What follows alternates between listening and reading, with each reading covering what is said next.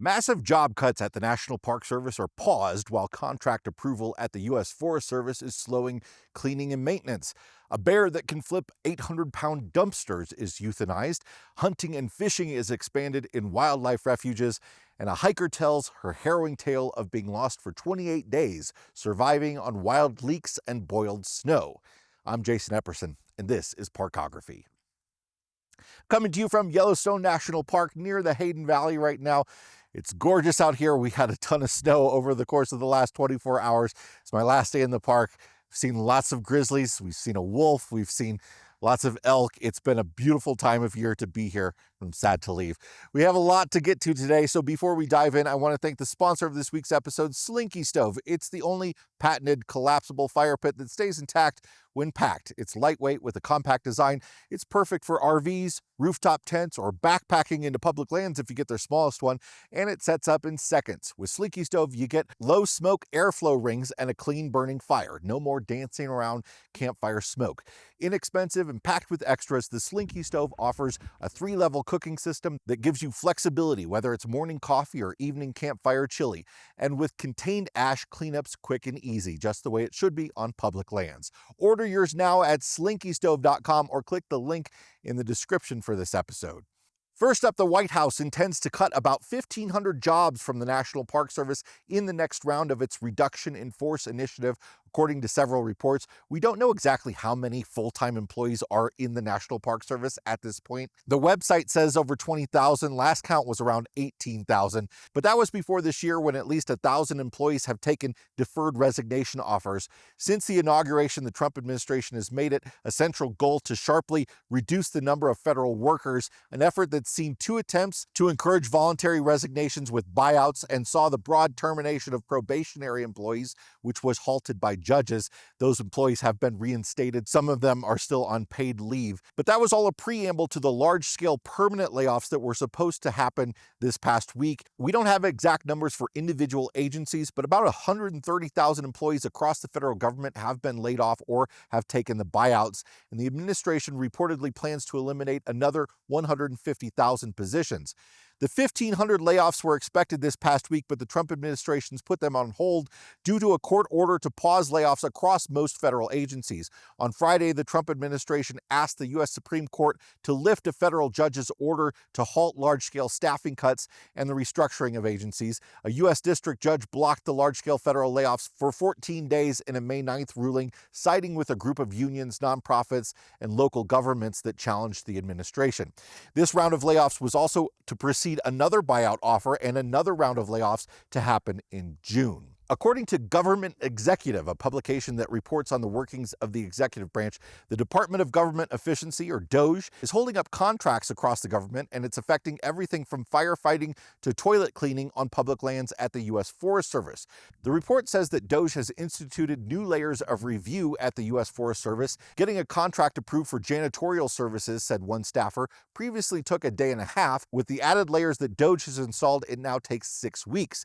Employees like secretaries or technicians whose job descriptions make no mention of janitorial services are being asked to clean pit toilets and showers without the proper equipment to do so. And since DOGE has overseen the revocation of purchase cards at most federal agencies, it's harder to buy things like cleaning supplies that normally would be supplied by the cleaning contractor. Many of the issues at the Forest Service do predate DOGE and the Trump administration. In 2024, the Forest Service had already announced it wouldn't be able to afford to hire seasonal workers this year, and funding cuts forced some forests to go from 3 visits per week from contracted custodians down to 1 last year. According to the Government Executive Report, at some U.S. Forest Service locations, employees who work in wildland fire management are being pulled into cleaning duties, and they're working on issues like marking trees for timber sales. Those folks will pivot back to fire-related duties as needed, a staffer said, but some teams are not currently doing prescribed burns that the agency normally conducts around this time of year.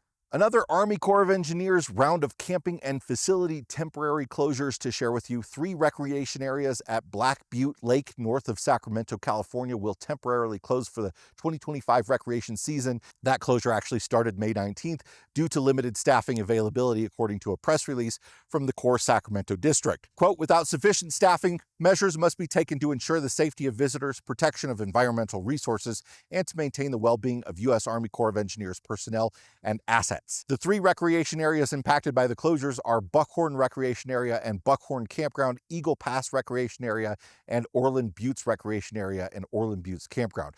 The release continued, quote, these temporary closures will also allow us to focus our remaining staff at this critical site on the primary mission of operating and maintaining Black Butte Dam and Lake. All existing camping reservations at the impacted campgrounds will automatically be canceled and fully refunded. Refunds may take 4 to 6 weeks to process.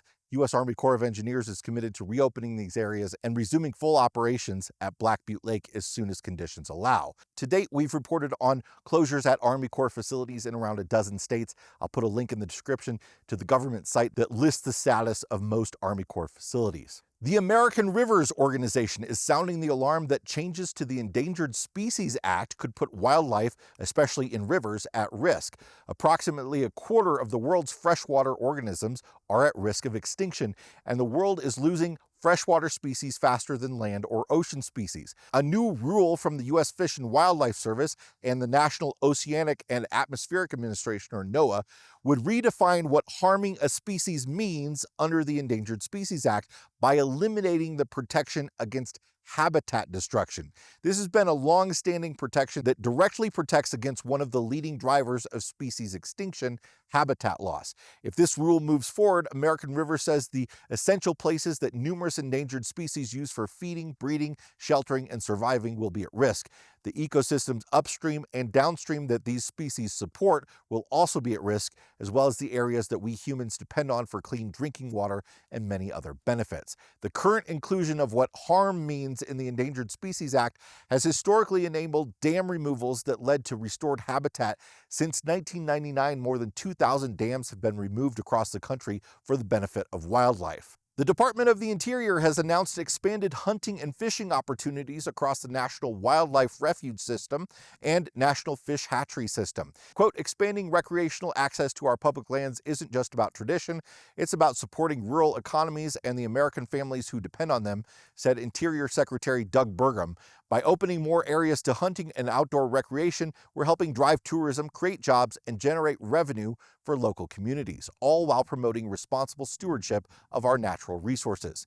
The service is proposing to open or expand opportunities for hunting and sport fishing at 16 National Wildlife Refuge System stations and at 1 National Fish Hatchery System station. Proposed expansions include the first ever hunting on the newly established Southern Maryland Woodlands National Wildlife Refuge in Maryland and sport fishing at North Attleboro National Fish Hatchery in Massachusetts. Interior will publish the proposal for public comment in the Federal Register, and it will be available at regulations.gov. I'll put a link in the description. They intend to finalize the proposed changes in time for the upcoming 25-26 hunting seasons. The National Wildlife Refuge System is a network of 573 national wildlife refuges and 38 wetland management districts. There are 71 national fish hatcheries. And under the National Wildlife Refuge System Improvement Act of 1997, hunting and fishing are permitted when they are compatible with an individual refuge's purpose and mission. Hunting within specified limits is currently permitted on 401 wildlife refuges and 36 wetland management districts. Grizzlies have been emerging from their winter slumber. We've seen many here in Yellowstone on this visit, but unfortunately that means there are a few sad stories about grizzly bears here at the beginning of the season. Yellowstone National Park staff trapped and killed an 11-year-old male grizzly bear on May 14th after the bear repeatedly sought out human food sources in developed areas of the park. Between April 3rd and May 13th, the 400-pound grizzly bear overturned several large bear-resistant dumpsters and gained access to human food and trash near Old Faithful, the Nez Perce picnic area, and the Midway Geyser Basin parking lot. These are not very close to each other. In addition to developing a strategy to flip over 800-pound dumpsters, the bear also uprooted smaller bear-resistant trash cans from their concrete bases to gain access to human food and garbage. As a result, the bear became increasingly food conditioned and posed a risk to public safety in one of the busiest areas of the park. The decision to kill the bear was made to ensure public safety and reduce the chances of other bears becoming habituated to human food. The last grizzly bear killed in management action at Yellowstone was in September of 2017, when the park removed a grizzly bear that was damaging tents and accessing human food in backcountry campsites at Heart Lake. On Tuesday, May 6th, at Grand Teton National Park, law enforcement rangers found a deceased grizzly bear along Highway 26 within the park. The investigation indicated that the bear was hit by a vehicle and made it to a patch of willows about 125 yards from the road, where it succumbed to its injuries. The bear was a 5-year-old male who appeared to be in good condition for his age and the time of year. On May 4th, a 47-year-old man from Cape Coral, Florida, was gored by a bison in Yellowstone after he approached it too closely. The individual sustained minor injuries and was treated by emergency medical personnel. This is the first reported incident of a person injured by a bison in 2025. There were 2 incidents in 2024 and 1 in 2023. The National Park Service has dropped its claim against the Glacier Range Riders, a minor league baseball team, after a dispute over one of the team's logos. After years of pressure from the Park Service to abandon the design, the agency has officially withdrawn its claim, according to a press release from the Range Riders. The dispute, which began in October of 2022, centered on the Park Service's concern that the Range Riders logo could cause confusion with the agency's arrowhead emblem. Despite the U.S. Patent and Trademark Office dismissing the Park Service's initial protest and approving the Range Riders logo for use, the NPS pursued further opposition. The Range Riders say the logo is inspired by the rugged history of the Range Riders who protected the Flathead National Forest Reserve, and it utilizes a generic arrowhead design used by numerous organizations, and they believe that the National Park Service shouldn't be able to block uses of an arrowhead shape. Crystal Cave in Sequoia National Park will reopen for guided tours on May 23rd after 4 years of closure due to consecutive natural disasters in Sequoia National Park. The Marble Cave is near the giant forest area and is operated by Sequoia Parks Conservancy, an official nonprofit partner of Sequoia and Kings Canyon National Parks. Crystal Cave has been one of the most popular visitor destinations in the park since it opened to the public for tours in 1940. Sequoia Parks Conservancy has operated tours at Crystal Cave since 1982. The cave is visited by an average of 51,000 people each summer. Tours will run from May 23rd to September 7th, and tickets sell quickly, so visitors are encouraged to secure them early at sequoiaparksconservancy.com/Crystal Cave. Tickets will not be available for purchase on site. The road and infrastructure leading to Crystal Cave were greatly impacted by the KNP complex wildfire in 2021 and again during the severe winter storms of 2022 and 2023, creating unsafe conditions for visitation. Several projects have been underway to restore access, including power line replacement and road stabilization. Last year, contractors began clearing hazardous trees along the Crystal Cave Road. So far, the crews have felled 4,887 trees and have removed 2,750 trees from the area. What had originally started as a 3-day solo camping vacation around Shaver and Huntington Lakes in Fresno County, California, turned into 24 days lost for 28-year-old Tiffany Slayton.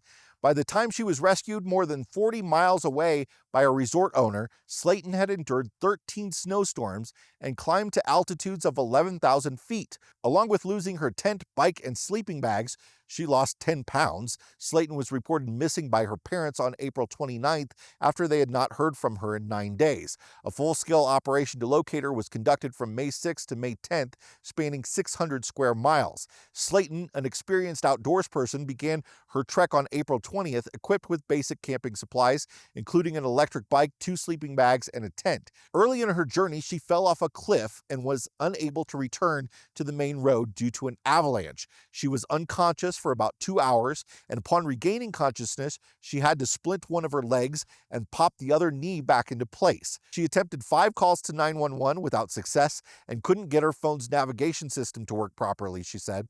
Frustrated, she asked her phone for the location of the nearest Starbucks. It gave her a location 18 miles away, which was closer than retracing her path back to the park's entrance. After 5 days, Slayton ran out of most of her food and relied on foraging wild leeks. Slayton navigated the Kaiser Pass, a 9,000-foot peak buried under 10 to 12 feet of snow. She eventually made her way to the Vermilion Valley and Lake Edison, where she was finally rescued. When Slayton first saw the Vermilion Valley resort cabin, she thought she was hallucinating and had somehow managed to make it to the North Pole. She opened the door, which was unlocked, and inside she found what she described as the best sleeping bag she had ever seen. Slayton was found on Wednesday, the day before her 28th birthday, by resort owner Christopher Gutierrez. Snowplows had cleared the roads, allowing him access to his property to prepare it for the summer just the day before. Gutierrez told authorities he left the cabin unlocked for the winter in case a stranded hiker would need shelter. That's it for this National Parks and Public Lands News Roundup. I intended to do these once a month on this channel, but I think I'm going to continue to do them more and more. As long as there's more stories to tell, we're going to do them. We are going to return with a narrative episode next week, so look out for that. Thanks so much for being here, everybody. Subscribe if you want more like this, and we'll see you next time. Bye-bye. It's harder to buy the issues that Forest Service conducts around this time of year. Quote, without sufficient... Oh, my gosh.